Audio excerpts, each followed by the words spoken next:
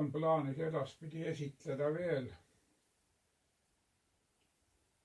üht seltskonda, millised siin laual olevates plokkides on esindatud. Ja neid on siin ikka kolmekohalised arvud.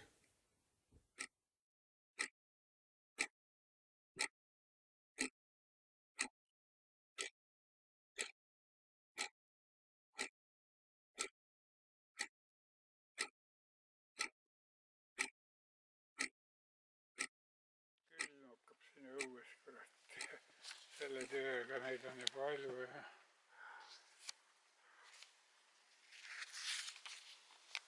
Siin ma vaatasin, ei mäletanudki enam, mis siin oli, ma vaatasin selle laua peal, et siin on osa on ju need, siin on ka kõik kõvad sellid, aga mõned on siin, mõned ei ole ma pliiatsiga juurde kirjutanud, need olid nagu minu vaatevinklist niisugused viletsamad vännikesed, ja need jätad vahele ilmselt siis vist, et sa võtad ainult need, kus on pliiatsiga kirjutad juurde. Britt Thompson. Et vist meil jäi niuke jutt ja seepärast ma kõigile suurema saan küll kirjutada juurde. Selles plokis on enamasti vist kõik. See on üldse esimene ja kõige võisem. No ma proovin selle ploki niimoodi videos ära teha otsast lõpuni. No see ongi. Evald Kree. Selles vist jah, 2 kuulsat treenerit, kurat. Selles ploki, mis su käes on, seal ongi kõige võimsam nimed, aga siin on jälle niisugused nimed, et siin ta on. Tal seda pliiatsi juures ei ole, noh siis ta ei ole. Siis ei ole mõtet teda panna ka. Ma jätsin nad meelega välja, sest nad ei olnud nii kuulsad mehed. Joo, nei. Nimi nagu midagi isegi spordisõbrale ei ütle.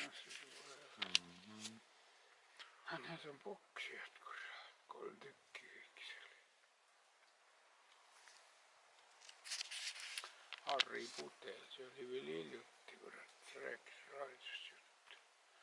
Selle näo kuju järgi pidi olema tehtud see kuradi samma selles, ausammas. Siin on nüüd palju. No võt, siin on mul jah, need on nagu niisugust, peavad siia oli Toomas Perentsen ja seda mujal selle mehe autogrammi ei olnud, et ma ei tea, kuidas sa seda, kui need 3 saad välja jääma, peaks jääma tegelikult. Ei las nad. Ja siis siin on samuti ülemine. No. Ülemine, nagu siin on Raivo Päll, siin üleval Sepp, Flaur. No terve see lehekülg, need on kõik jah, seal ei ole pliiatsi märkust.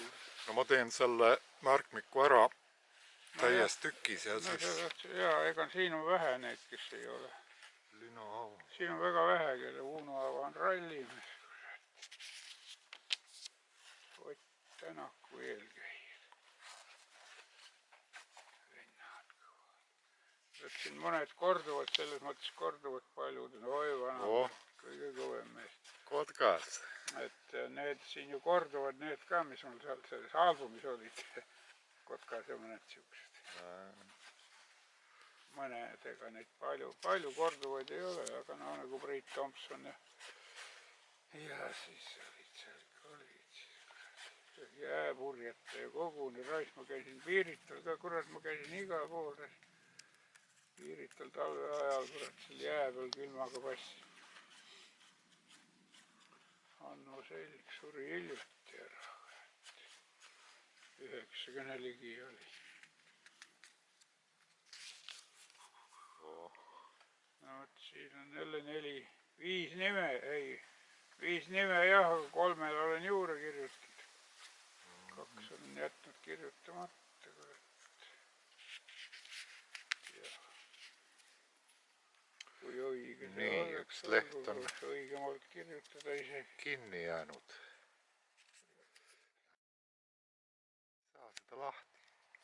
Näed, siit on natuke lagunenud. No ja roostetanud, kurat. Roosted. Ja need autogrammid on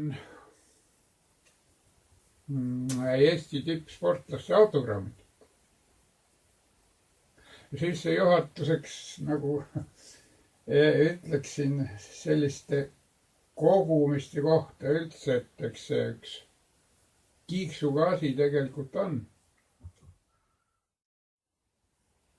Aga need autogrammid, mis nüüd siin meie ees on ja käsil meil, nende kogumine sai alguse ja ilmselt sellest, et väga varases nooruses oli mul väga suur spordihuvi ja no see on olnud tegelikult siiamaale. Aga sellest spordihuvist kasvas siis välja selline lugu, et ligi 30 mees hakkas koguma kuulsate sportlaste autogramme. Need mehed on kõik tippsportlased ja mitte Eesti tippsportlased, vaid maailma tippmehed. Ja kui siin isegi võib-olla paljudel nende hulgas puuduvad tiitlivõistluste medalid, siis sellepärast, et nad olid tollase Nõukogude Liidu tipud, aga see samal ajal tähendaski ju maailma tippu. Aga kahjuks mul puuduvad siit naised, neid kaunitare tähti ma imetlesin distantsilt. Aga tol ajal minu autogrammide kogumise kõrgajal, Vene ajal, oli meil naistippsportlasi ikka väga palju. Et neid siin ei ole, siis nimetaksin vast ainult paari, 3: Tiiu Kivi, tennis, Valve Lüütsepp, korvpall, Maja Ranniku, Male, Laine-Erik, jooksja ja nii edasi ja nii edasi. Aga meeste kogu on meil siin võimas. Siin on niisugused nimed, mis ilmselt ka Eesti spordist vähe huvi tundvatele inimestele ei ole tundmatud. Need on Johannes Kotkas, Ants Antson, August Englas, Jaan Talts, Aavo Pikkus, Toomas Leius, Erki Nool. Tänapäevased mehed päris, Gerd Kanter ja nii edasi ja nii edasi. Margus Hunti nimetasid. Margus Hunt praegu tegevsportlasena Ameerikas.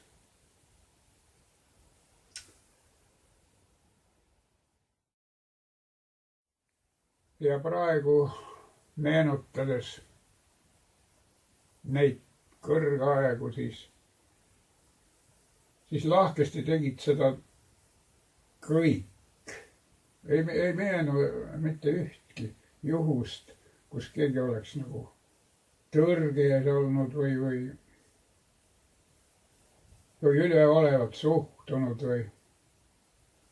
Sest tegelikult oli ju sportlastel, kui ma neid kohtasin, siis enamasti toimus see võistluste ajal, siis oli neil kiire, oli oma tegevus, omad mõtted, probleemid. Aga autogrammi andmiseks leidsid kõik alati aega ja suhtlemine oli väga mõnus. Ja üks tähelepanek, mis võiks ka ära mainida, et mida kuulsam mees, seda lahedam oli suhtlemine.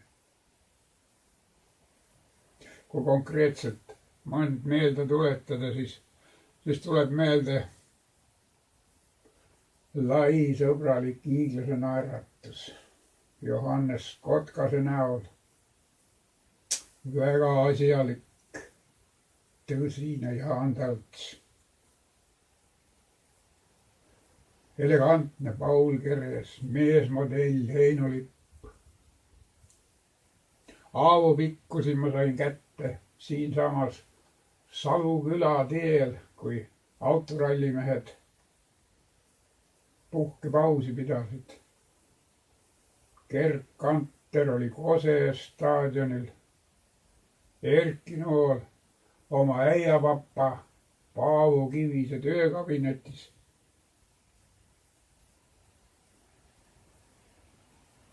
meie kuulsad korvpallurid, keda spordisõbrad ka väga hästi kõiki mäletavad, vanemaealised inimesed.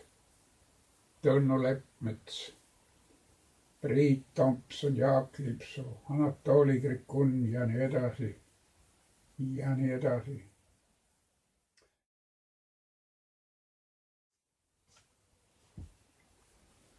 Siin on ka mõned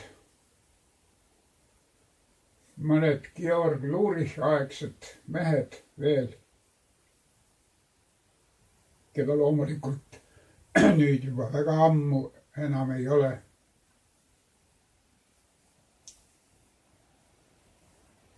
Maailmameister Aleksander Mugur, Ain Schmidt, Gustav Võntso. Siin on mõned väliseestlased, Euroopa meister, kuulitõukes Arnold Viiding,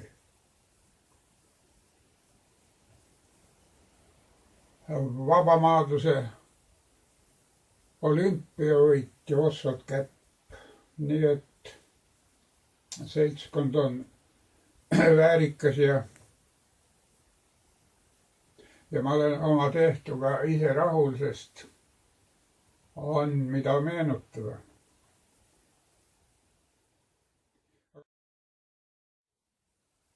Seal aasta ka on juures või ei ole? Aastanumbrit ei ole väga paljudel, see olenes kirjutajast. Ma mingit soovi ei avaldanud kunagi, et mida kirjutada, ja nii kirjutasid mõned mehed ilusa pika loo pühendusega. Mõni tegi mingi joonistusegi juurde, pani aastanumbri heade soovidega. Mõni mees tegi ainult autogrammi, nii et nii kuidas. Aitäh! Aga kas sa oled ka teisi kogujaid, sama stiilis autogrammide kogujaid kohanud? No väga vähe küll, väga vähe peab ütlema. Ma selliseid mehi, kui ma võistluste ajal neid sportlasi seal tülitamas käisin, siis endal oli millegipärast ikkagi siukene natukene piinlikkuse tunne alati, et nagu inimesed tülitama minna, aga kui see asi oli ära tehtud ja nägid, kui rõõmsalt see asi vastu võeti, siis oli pärast hea tunne. Aga samal ajal ma endasuguseid kohtasin väga harva ja mul oli tegelikult hea meel, et ma neid harva kohtasin, sest kuna minu tülitamine juba tundus mulle võib-olla tülitamisena, siis kui ma oleks pidanud enda kõrval veel teisi taluma, siis oleks see võib-olla raskem olnud. Aga tegelikult mõnikord ikka kohtasin ja ega see mulle üldse meeldiv ei olnudki. Et parem oli, kui neid ei olnud.